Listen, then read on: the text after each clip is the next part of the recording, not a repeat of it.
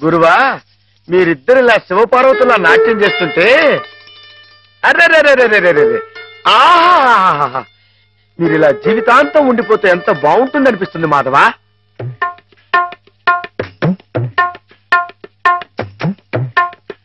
మాధవా, ఏం చేస్తున్నావు అక్కడ? మేమిద్దరం పెళ్ళాట ఆడుకుంటున్నాం. పెళ్ళాట ఆడుకుంటున్నారా? నరిత కొట్టువేదా? నీ ఎంత వచ్చాయండి, మా ఎంత వచ్చాయండి?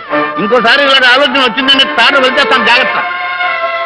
ఏమా మావాడి పెళ్ళం ఆయన శ్రీపతి, నువ్వు ఆడుకోపో. నన్ను తిడతారే?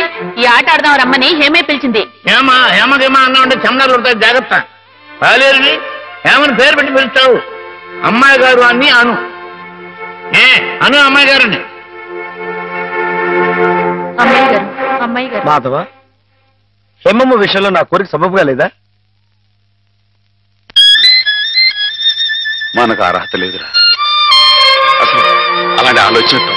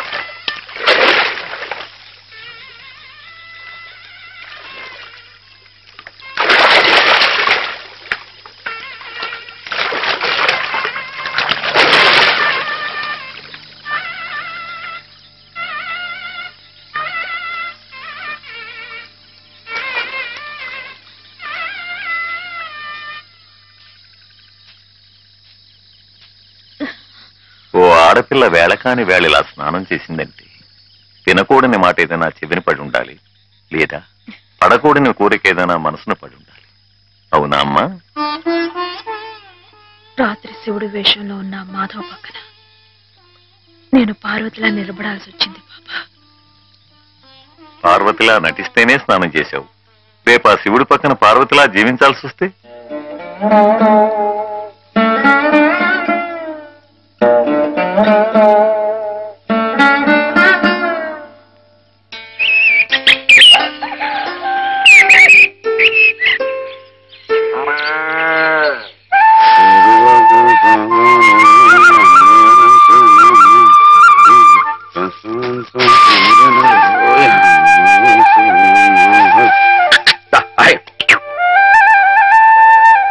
హేమా, పెద్ద ముత్తైదువులు ఆ చీరేమిటి? పాల కోసం ఆ బిందెేమిటి? ఏమైంది నీకు ఇవాళ? ఏం కాలా, నేను వెళ్ళి నీళ్లు తీసుకొస్తాను, నువ్వు వెళ్ళి పాలు తీసుకురా. రోజు నువ్వు వెళ్ళి పాలు తీసుకొచ్చేదానివి, ఇవాళ కొత్తగా ఏం మార్పు వచ్చింది? నిన్నటి ఆదివారం వెళ్ళిపోయి వాళ్ళ సోమవారం వచ్చింది, అదే మార్పు. పెద్ద మాటలు. నేనెప్పుడో నీళ్లు తీసుకొచ్చేశాను, నువ్వు వెళ్ళి పాలు తీసుకురా. టైంకి సరిగ్గా కాఫీ అందకపోతే ఒక్క నిమిషంలో సోమవారాన్ని మంగళవారం చేసేస్తాడు నాన్న. నువ్వు వెళ్ళు.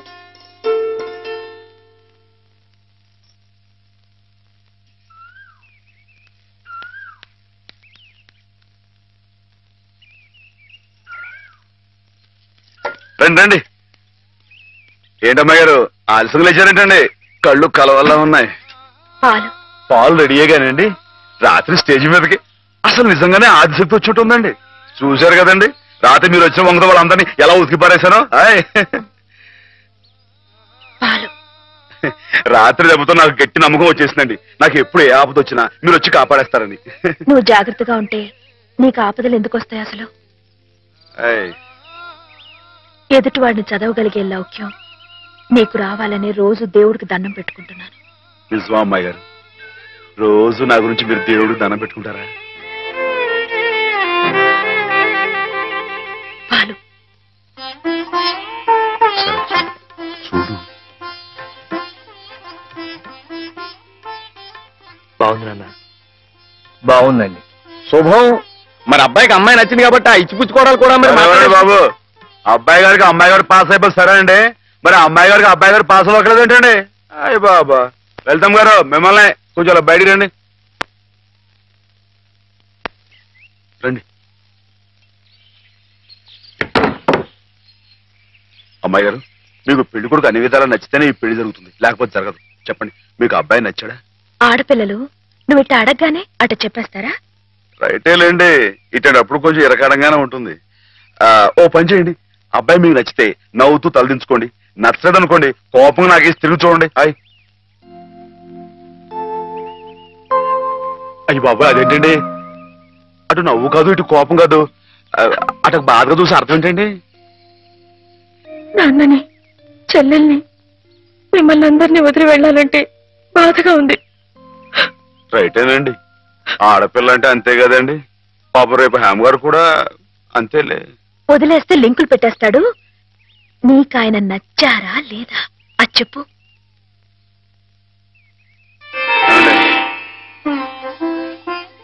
పాస్ అయిపోయినట్టే.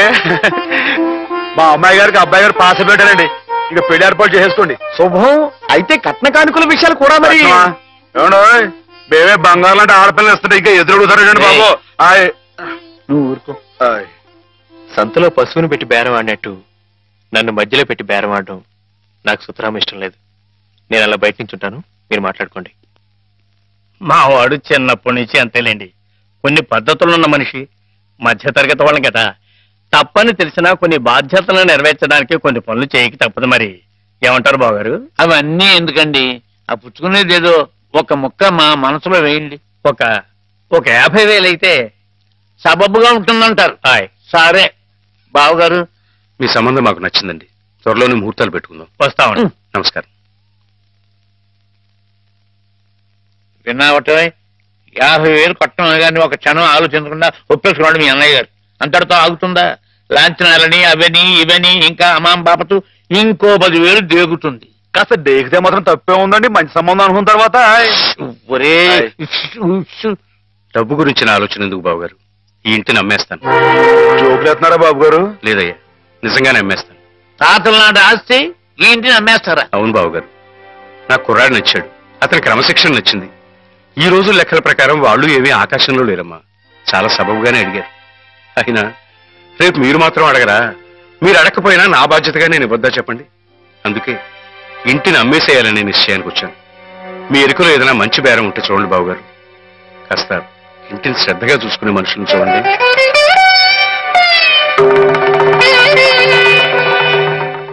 బామ్మగారు. ఎవరు? మాధవ. రా బాబు కూర్చో. మా వెధవా ఇంట్లో లేడు. నేను మీతోనే పనుండి వచ్చానండి. నా కోసమా? ఏమిటి బాబు? నేను మిమ్మల్ని ఒకటి అడుగుతానండి, మీరు కాదనకుండా నాకు మాట ఇవ్వాలి. ఏమిటది? ముందు మాట ఇవ్వండి, తర్వాత చెప్తాను. సరే, మాట ఇస్తున్నాను. ఏమిటో చెప్పు. ఇదిగోండి, ఈ డబ్బు తీసుకోండి. డబ్బా? ఎందుకు? ఇది మీ డబ్బుగా బాబు గారికి మీరు ఇవ్వాలి. నా డబ్బుగా బాబు గారికి ఇవ్వాలా? ఎందుకని? లలితమ్మ గారికి మంచి పెళ్లి సంబంధం కుదిరిందండి. 50,000 దాకా కట్నం అడిగారు. ఆ డబ్బు కోసం బాబు గారు ఇల్లు అమ్మేస్తున్నారు. ఇల్లు అమ్మేస్తే ఆయన ఏమైపోతారు పాపం? అందుకే కదండి ఈ డబ్బు ఇస్తున్నాను. నాకు ఎప్పటి నుంచోనండి బాబు గారి పుస్తకం వచ్చేయించాలన్న చిన్న ఆలోచన ఉందండి. ఆ కోరిక ఉపయోగించుకుని ఈ డబ్బు బజార్ కింద ఇచ్చామనుకోండి, ఆ పెళ్లి ఖర్చుకి ఉపయోగపడుతుంది, ఆ ఇల్లు నిలుస్తుందండి. అవును, ఇంత డబ్బు ఎక్కడిది నీకు? అప్పు చేశావా? నాకు ఆవులున్నాయి కదండి, అందులో కొన్ని అమ్మేశానండి. మిగతావేమో బేరం పెట్టాను. ఇలా అన్ని అమ్మేసుకుంటే నువ్వేం తిందామని. మళ్ళెవరే, మీరంతా లేరేంటండి? మీ ఇంటికి వస్తే ఓ ముద్దు పెట్టరా? నాకు సాయం చేసి పెడతారు కదండి. మారేడు దళం శివుని పాదాలు తాకాలంటే ఏ చేతులు కాదంటాయి? ఎంత దొడ్డ మనసురా నాయనా నీది. ఏమిటి బామ్మగారు, నా కావ్యాలను మీరొచ్చు వేస్తారా? అది కాదు బాబు గారు, మా వారు బోలుడు హైవేస్ నాకు వదిలి వెళ్లిపోయారు. అనుభవించడానికి నేను నా మనవడు మిగిలాం.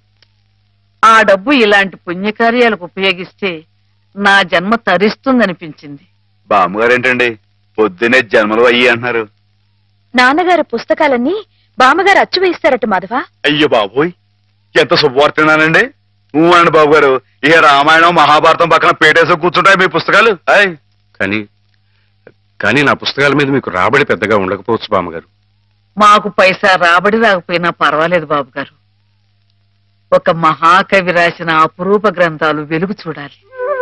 మీరేమిటో, మీ కళానికున్న శక్తి ఏమిటో 10 మందికి తెలియాలి. ఏం మాధవ? లక్ష విలువ చేసే మాట అన్నారండి. ఆ మాటతో పాటే బజానాగా ఇంత ఇప్పించేస్తే ఈ విషయం పాస్ అయిపోద్దండి. మాధవ, బేరాలు ఆడడానికి బజానాలు పుచ్చుకోవడానికి ఇది నువ్వు పశువుల సంతకెళ్ళి చేసే పశువుల బేరం అనుకున్నావుటయ్యా. ఇటువంటివి నచ్చవు నాకు. రైటే బాబు, ఎప్పుడు ఆవులు గేదెల మధ్య గడిపేవాడిని. అంతవరకు ఆలోచించాను. తప్పే. మాధవేం తప్పుగా అనలేదు బాబు గారు. మీకు ఎంతో కొంత ఇవ్వటం మా బాధ్యత, ధర్మం. ప్రస్తుతానికి 50,000 అట్టి పెట్టండి. ఇప్పుడు ఎందుకు బామ్మగారు? రేపు పుస్తకాలన్నీ వచ్చైన తర్వాత ఏకమొత్తంగా ఇద్దరు గాని ఉంచండి బాబు గారు. పెద్దమ్మాయి గారు పెళ్ళని కూడా అనుకుంటున్నారట కదా, దేనికైనా అక్కడికి వస్తుంది. బామ్మగారు మాట కాదనకండి బాబు, ఉంచండి. మన అవసరం పాస్ అయిపోతుంది. ఇచ్చేయండి.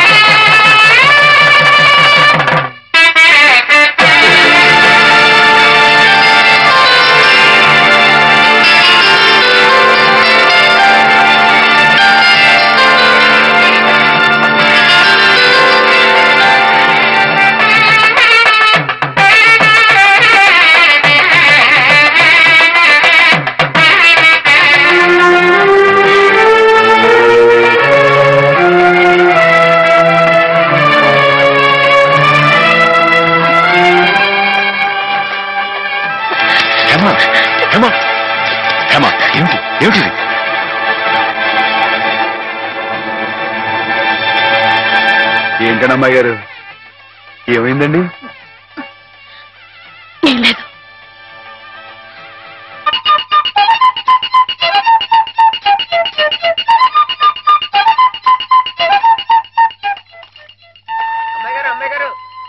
మిమ్మల్ని ఆడుకోవడానికి పిలుస్తోంది. గుడికెళ్ళి వస్తున్నావమ్మా? పుట్టినరోజు కదా అని. కన్నెపిల్ల జరుపుకునే ఒక్కొక్క పుట్టినరోజు కన్నవాళ్లకు ఒక్కో హెచ్చరికమ్మ. కళ్యాణ ఘడి సమీపిస్తోంది సుమా అనే ఓ అందమైన హెచ్చరిక. కూర్చోండి నాన్న. ఎందుకమ్మా? కూర్చోండి. లే. ఈ పుట్టినింటి మహారాణి, మెట్టినింటి మహారాణి పిల్లపాపలతో సుఖ సంతోషాలతో వర్ధిల్లాలమ్మా. అన్నట్టు మీ అక్క నీకు ఉత్తరం రాసిందమ్మా. ఏం రాసింది నాన్న? నీకు పుట్టినరోజు శుభాకాంక్షలు పంపింది. నువ్వు కూడా దానికి వెంటనే శుభాకాంక్షలు అందజేయాలి సుమా. దేనికి? మీ అక్కయ్య నన్ను తాతం చేయబోతుందమ్మా.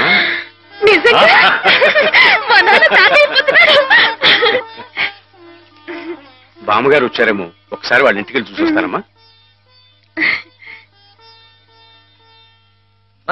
పోరా, దానికి చూడకూడదు. ఇదిగో ఉత్తరం, ఉత్తరం ఇటు. అమ్మాయి గారు, అమ్మాయి గారు, అమ్మాయి గారు, అమ్మాయి గారు, ఈవేళ పిఠాపురంలో ఆవులు పోటీ కదండి. నేను గంగ నిమిషం బయలుదేరుతున్నానండి. మా చంటిగాడు నేను లేని కదా అని తలా ఇస్తారేమో, మీరు కాస్త దగ్గర నుంచి చూసుకోండి. ఇప్పుడే బయలుదేరుతున్నావా? మరి సాయంకాలం కదండి పోటీ. పోనీ మధ్యాహ్నం వెళ్ళకూడదా? మధ్యాహ్నం బయలుదేరితే టైం ఏమి మిగులుద్దండి. ఆవు కాస్త అలుపు తీర్చుకోవాలన్నా, ఈ సర్దుకోవాలన్నా ఇప్పుడు వెళ్ళడం రైట్ అండి. సరే, నీ ఇష్టం. ఉంటానండి. అదేమిటి?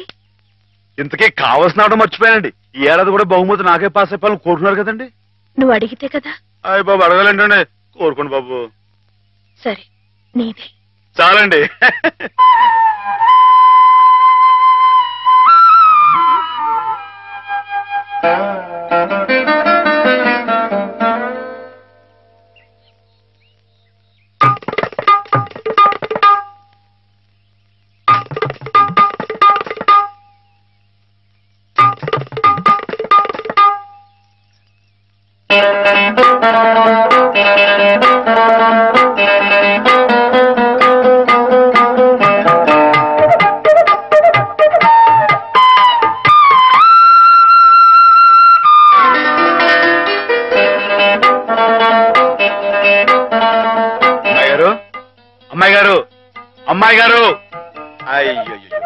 అలా పడుతున్నారేంటండి? ఈవేళ మీ పుట్టినరోజు. లేవండి. అబ్బా లేవండి. కూర్చోండి. ఇదిగోండి ఈ ఎన్నపూస ఒంటికి రాసుకుని ఈ మేగడతో మొహం రుద్దుకుని ఈ పాలతో తలారా స్నానం చేయండి. పాలతో స్నానం చేయడానికి నేనేం దేవతనా? కాకపోవడం ఏంటండి, అంతకన్నా ఎక్కువేనండి. రానంటే చంపేస్తామని వచ్చాను కానీ లేకపోతే వాళ్ళు వచ్చేవాడు కదా బాబు. ఏం పాపం? అంతర్వేది వెళ్లాల్సింది. ఎందుకో? మా ఆవిడ సముద్ర స్నానం చేద్దాం రమ్మంది. ఏమిటి విశేషం? ఇవాళ కార్తీక పౌర్ణమయ్యా బాబు. అందుకే కాబోలు అమ్మాయి గారు మధ్యాహ్నం వెళ్ళకూడదా అన్నారు. బండలకు తిప్పు. దేనికి? ఇవాళ అమ్మాయి గారు పుట్టినరోజే బాబు. సుమనస్సుడు. నమస్కారం బాబు. నమస్కారం అమ్మా. ఎప్పుడు వచ్చారు? ఉదయమే వచ్చాను బాబు గారు. యాత్రల్లో ఎవరో కళ్ళ డాక్టరు పుణ్యాత్ముడు కళ్ళు ఆపరేషన్ చేసి బాగు చేశాడు. అందుకే 4 రోజులు ఆలస్యమైంది. నాన్నగారు మీరు ఎప్పుడొస్తారా అని ఎదురు చూస్తున్నారు. దేనికి? పెద్ద మనసుతో మీరు పెళ్లి సమయానికి అందజేసిన డబ్బు ఆ శుభకార్యానికి ఎత్తు వచ్చినట్టుగా సరిపోయింది. అందుకుగాను మీకెప్పుడు రుణపడి ఉంటానండి. అంత మాట అనకండి బాబు గారు. నా పుస్తకాల మీద సర్వసహా హక్కుల్ని మీకు ధారాదత్తం చేస్తున్నట్టు పత్రం రాయించాను. సాయంకాలం ఆ పత్రాన్ని పుస్తకాన్ని మీకు అందజేస్తాను. వద్దు బాబు గారు, అంతటి సన్మానానికి తగను నేను. ఆ కాగితంలో మాధవ్ పేరు రాయించి అతనికి ఇవ్వండి బాబు. మాధవ్ పేరా? అవును బాబు గారు, నేను మీ దగ్గర అబద్ధం ఆడాను. గంగలో మునిగిన కేదారనాథుణ్ణి చూస్తున్నా నేను తప్పు చేశాననే బాధ నన్ను తొలిచేసింది. నేను తమకిచ్చిన డబ్బు నాది కాదు. మాధవ ఆవులు నమ్మేసి డబ్బు తెచ్చి నాకిచ్చి తను ఇస్తున్నానంటే మీరు తీసుకోరనే భయంతో నేను ఇస్తున్నట్టు అబద్ధం ఆడించి మీకు ఇప్పించాడు. మాధవ? మన మాధవ? మీ ఇల్లు మీ చెయ్యి జారిపోకూడదని వాడి తపన. మీ పుస్తకాల్ని వాడి డబ్బుతోనే అచ్చు వేయించాలని వాడికి ఎప్పటి నుంచో కోరిక. అందుకే పుస్తకాలకి బయానా రూపంగా కొంత డబ్బిస్తే మీ ఇల్లు నిలుస్తుందని అలా చేశాడు బాబు గారు.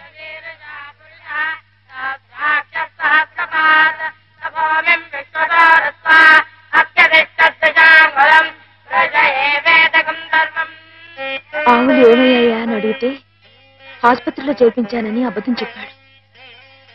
ఇందుకేనన్నమాట. మన్ను తినలేదని ఆ రోజు గోపాలుడు చెప్పిన అబద్ధం పెంచిన తల్లిని పునీతురాల్ని చేయడానికైతే మమత నిండిన ఈ గోపాలుడు ఈనాడు చెప్పిన అబద్ధం పెంచిన పంచని 10 కాలాల పాటు చల్లగా నిలపడానికమ్మా. నన్ను యువతలి గట్టుకు చేర్చిన మహనీయుడు అవతలి గట్టునే ఆగిపోయాడమ్మా. ఒక్కసారి వాణ్ణి మాధవం తీసుకురాగలవా? అలాగే నాన్న.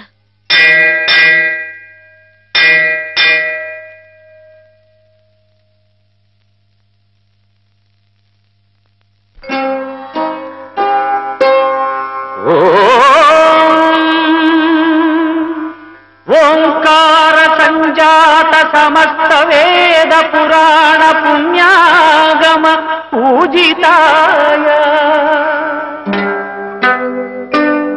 ఓంకార రూప ప్రియదర్శనాయ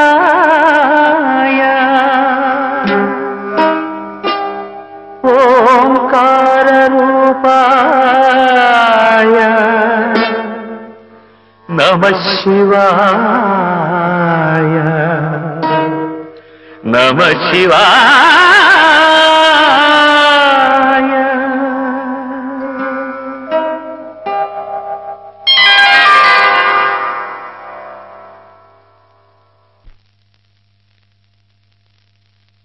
అమ్మాయి గారు ఎంతసేపు అయిందండి వచ్చి?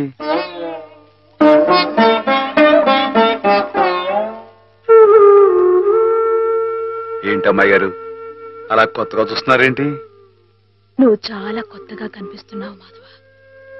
అయ్యే బట్టలు అదే పని అదే మొహం. నేను కొత్తగా ఊరుకోను అమ్మాయి గారు. నాన్నగారు నేను వెంటనే తీసుకురమ్మన్నారు. అలాగా పదండి.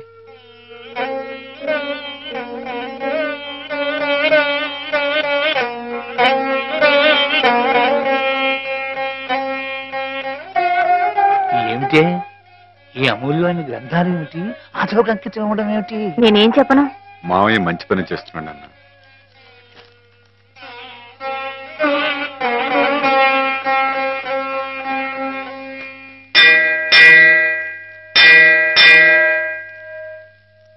నాన్నా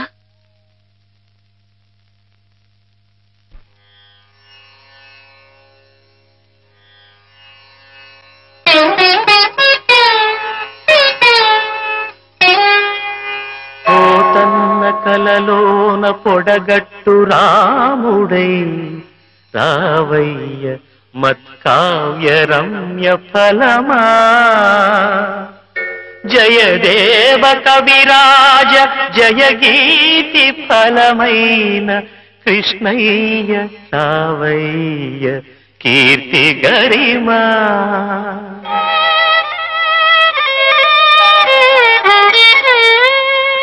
పద కవిత్వాచార్య పదమందు ముదమందు వెంకన్న రావయ్య వితతవరమా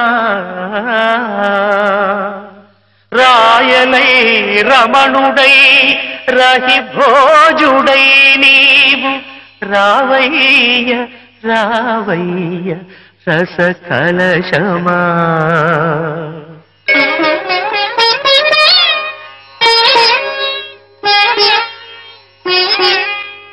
ఇట్టి నీకన్న అర్కులింకెవ్వరయ్య అక్షరానంద రసమే రుద్రాభిషేకమనగా నీకంకితము చేతుననగా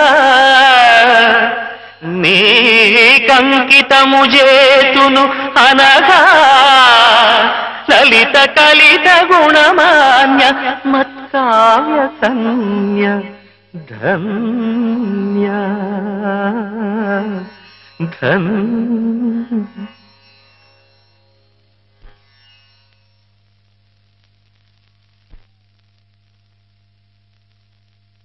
బాబు గారు నాకు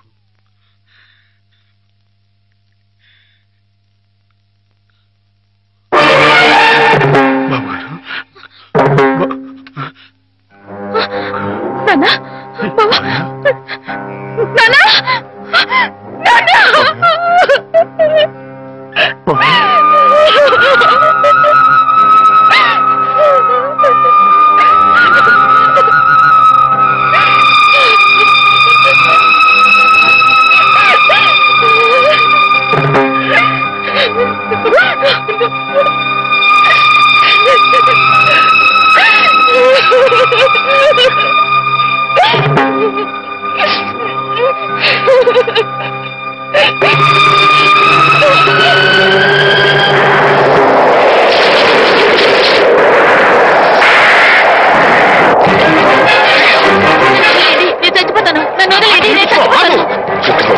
ఎందుకు చచ్చిపోవాలనుకున్నాను? నాకెవరూ లేరు బాబు గారు. నీ పేరేమిటి బాబు? మాధవయ్య. చూడు మాధవ్, దిక్కులేని వాళ్ళకి దేవుడే పెద్ద దిక్కు. మనం పుట్టింది బతకడానికయ్యా, చావడానికి కాదు.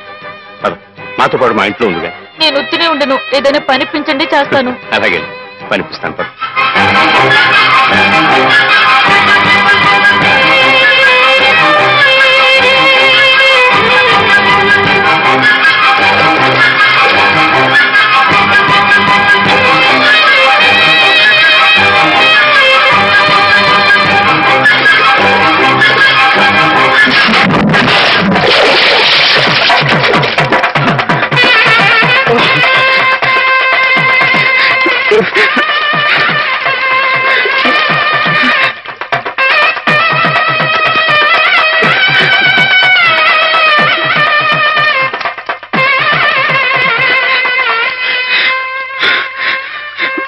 మహేశ్వరుడు, పరమేశ్వరుడు, లోకరక్షకుడు, ఇవన్నీ నీ పేర్లేక?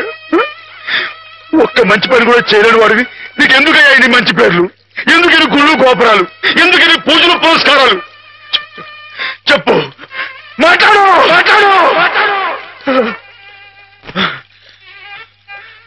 మాట్లాడు. ఎందుకంటే నువ్వు తప్పు చేసావు గనక. అసలు నువ్వు అంటూ ఉంటే కదయ్యా తప్పు చేయటానికైనా ఒప్పు చేయటానికైనా. నువ్వు ఉన్నావనుకోవటం మా పిచ్చి, మా ఎర్రి, మా భ్రమ. వద్దు, నువ్వు మా మధ్య ఉండడానికి వీలేదు. ఓ దూరంగా పో, ఈ గోదావరిలో కలిసిపో, ఈ గోదావరిలో కలిగిపో. ఏమిటి ఆవేశం? దేవుడి మీద నా నీ కోపం? ఈయన దేవుడు ఎలాగవుతాడు బాబా? నమ్ముకున్న వాళ్ళకు మంచి చేసేవాడు దేవుడు, పూజలు చేసేవాళ్ళకు కాపు కాసేవాడు దేవుడు. ఈయన మనిషిలాగే మోసాడు బాబా.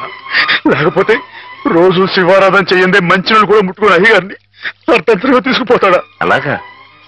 అయితే మాత్రం నీకేం అధికారం ఉందని దీన్ని నీటిపాలు చేయాలనుకుంటున్నావు? ఇది నేను చేసుకున్న బొమ్మ, దీని మీద అధికారం నాకు ఎందుకు ఉండదు? నువ్వు చేసుకున్న బొమ్మ మీద నీకు అధికారం ఉన్నప్పుడు ఆ దేవుడు చేసుకున్న బొమ్మల మీద ఆయనకి అధికారం ఉండదా బాబు? బొమ్మ పాత్ర ముగిసింది, రంగస్థలం మించి తప్పించేశాడు. ఆప్తులేని వ్యక్తులు దూరం అయితే వెలితిగానే ఉంటుంది. మెల్లమెల్లగా ఆ బాధని మర్చిపోవాలి. ఎలా మర్చిపోమంటావు బాబా?